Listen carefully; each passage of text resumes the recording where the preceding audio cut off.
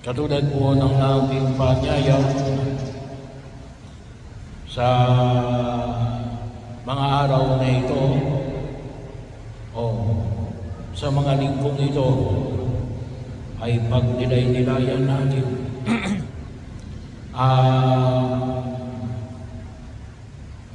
pagkain na nagbibigay ng buhay na walang hanggan.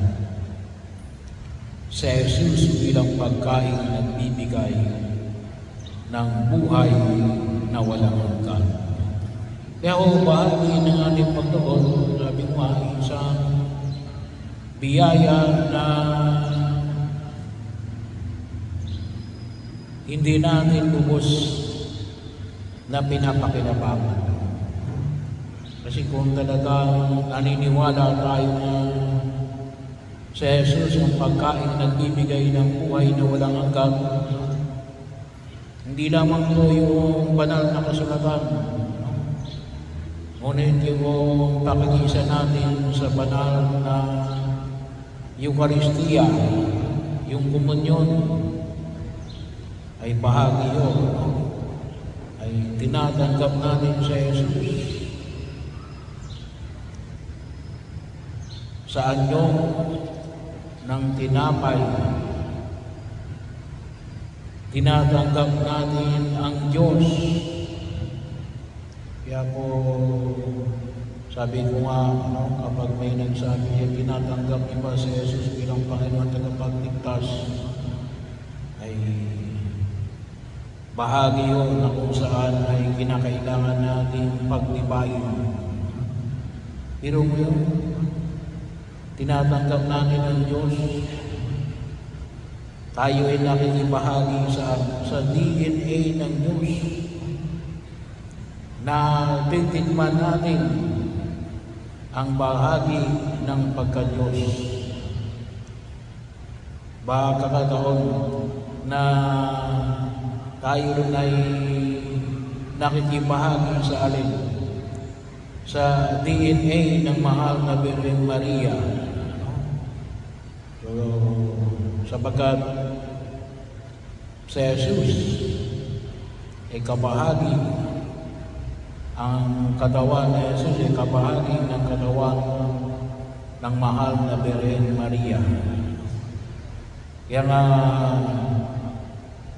pinahayag ko kanina po ay nakapagmisa diyan sa lubig sa mahal na Birhen ng Turumba, na ang debosyon natin kay Maria ay naway umantong sa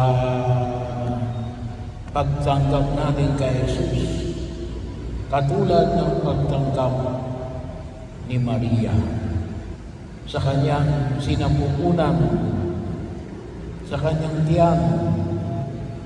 Tinatanggap din natin si Jesus sa ating mga tiyan kapag tumatanggap tayo ng komunyon. Kaya napakahalaga po na kapag tayo nakikisa sa banal na pagdiriwang ng misa, sabi ko nga, kapag walang hadlang, dalawa lang naman yung hadlang kasalanang malaki, at saka yung Eucharistic fasting, isang oras na hindi pagkain o pag-inom, maliban ng tubig. Wag na hindi kayo tatanggap ng komunyon kapag kayo nagdiriwang ng banal na misa. Pagkakataon.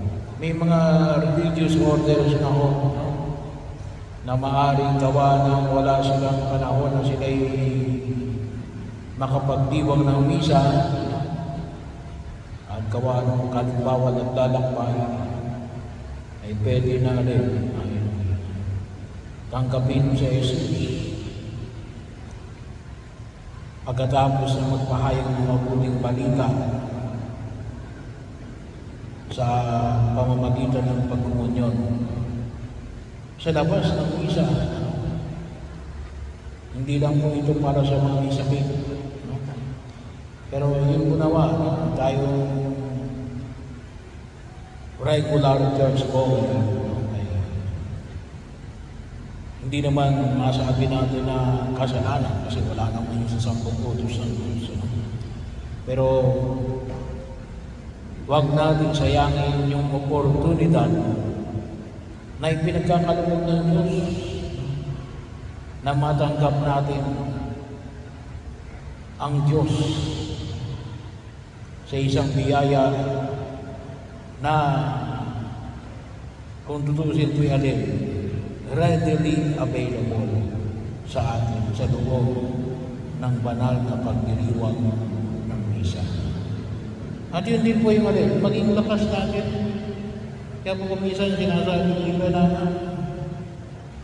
kaya hindi mapaglabanan ang kasalanan.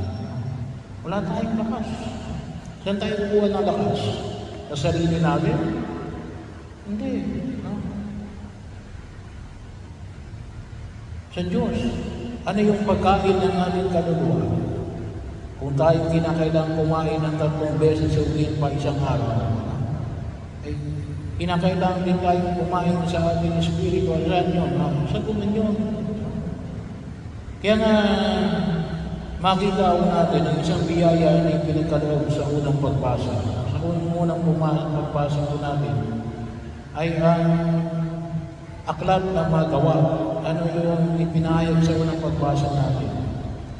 Yung pagtawag kay Saul na later on naging Pablo. Ay sino ba ito si Saul? Birdugo ng mga Kristiyano. Pinapatay niya ang mga unang Kristiyano. Si Esteban ay sa kanyang panan namatay. Pero binago siya ng Diyos. Isang tagapag-usig. At malaki yung pagbabago.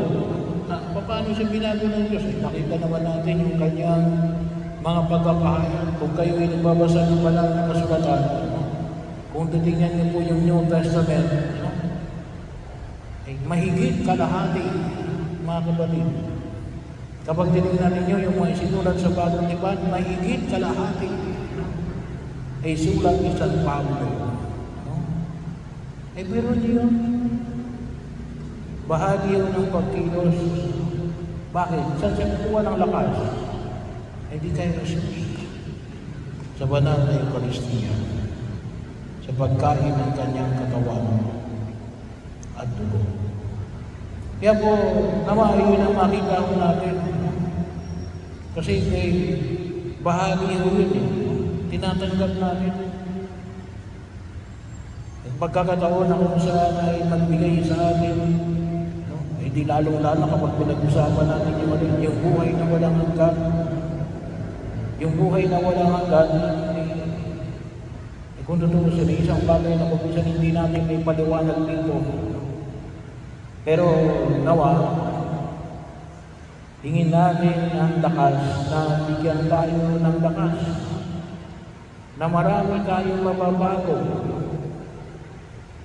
At isa na rin yung alin, yung paglaban sa kasalanan, ang pagtitimpid sa sarili upang may isa katuparan na katulad ni Maria at ni San Pablo ay alin, maging daan para sa pagpapalaganap ng dakilang biyaya ng pagtiligtas ng Diyos.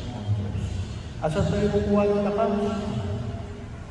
Sa pagkain na nagbibigay ng buhay na walang hanggan. Bahagi yung pagkakataon na kung saan ay magparatag sa ating pagkilos sa daigdig na ito.